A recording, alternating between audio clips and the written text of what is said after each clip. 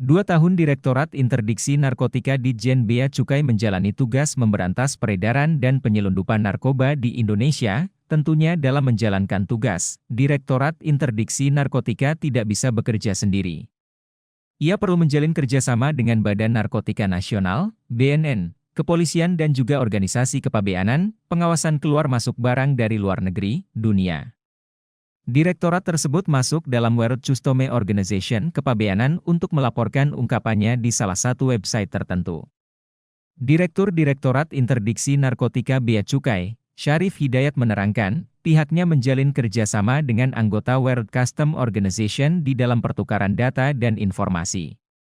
Kata Syarif beberapa waktu lalu. Ya, jadi Bea Cukai ini masuk di dalam organisasi internasional yang disebut dengan World Customs Organization, organisasi kepabeanan dunia.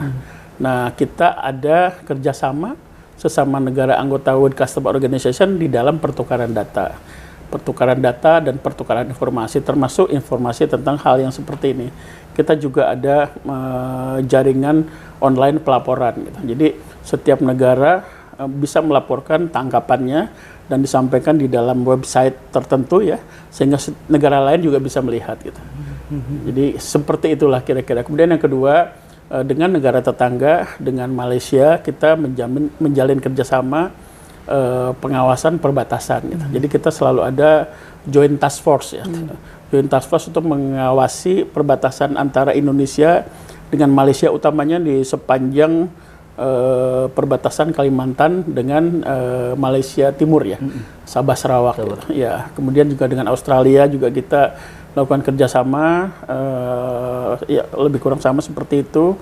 Anjing-anjing kita juga sebagian berasal dari Australia. Kemudian dengan Belanda, dengan Belgia juga kita melakukan kerjasama yang sama. Kita saling monitor barang yang dikirim dari sana ke sini, dari sini ke sana, dan juga negara-negara lain. Kira-kira seperti itu intinya. Pak, saya pengen tahu cara kerjanya nih Pak. Ya. Sudah saling terkoneksi ini kan berarti.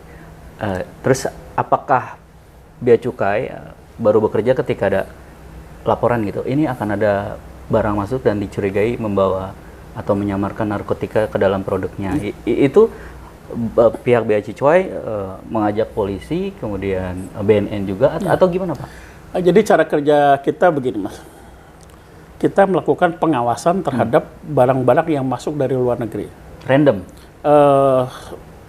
Tidak random, tapi sistem Mas. Sistem ya? Jadi kan sekarang kita sama-sama tahu bahwa setiap barang dari luar negeri masuk ke Indonesia harus diberitahukan di dalam pemberitahuan impor barang. Ya kan ada namanya pemberitahuan impor barang atau import declaration. Nah, import declaration itu menyampaikan jenis barang, berasal dari mana, jumlahnya berapa, klasifikasinya di mana, harganya berapa, pajaknya berapa, kemudian di Indonesia penerimanya siapa. Itu kan data banyak sekali gitu. Dalam satu hari itu puluhan ribu bahkan ratusan ribu data masuk seperti itu, karena kalau kita lihat ya di Priuk aja Mas, itu satu hari kontainer yang masuk itu bisa di atas 8.000 9.000 kontainer satu hari itu. Ya kan, dengan berbagai jenis macam barang. Jadi kita melakukan pengawasan terhadap dokumen-dokumen tersebut. Jadi dari dokumen tersebut kita akan paham tuh. Misalkan gini, dokumen yang masukin siapa? Misalkan di Indonesia PT Astra Internasional ya. Kita lihat masuk barang, saya begitu kita cek part, no Astra part berarti bukan resiko kan, kira-kira gitu. Nah, tiba-tiba ada suatu saat misalkan bisa lagi di saat yang lainnya ada PT Bayer Indonesia, PT Kimia Farma mengimpor barang-barang kimia dari India, dari Cina gitu. Masuk, begitu kita lihat ternyata Kimia Farma yang masukkan berarti tidak berisiko. Nah, kemudian apabila kita melihat ada barang-barang kimia masuk gitu, terus yang menerimanya adalah perusahaan gitu, kita lihat nih perusahaan ini bidangnya apa kan, kira-kira gitu, sesuai nggak? Kalau nggak sesuai, itu jadi perhatian kita. Berarti kita harus melakukan pengawasan lebih terhadap barang ini kan, kira-kira gitu. Jadi langsung kita lakukan. Subscribe ya.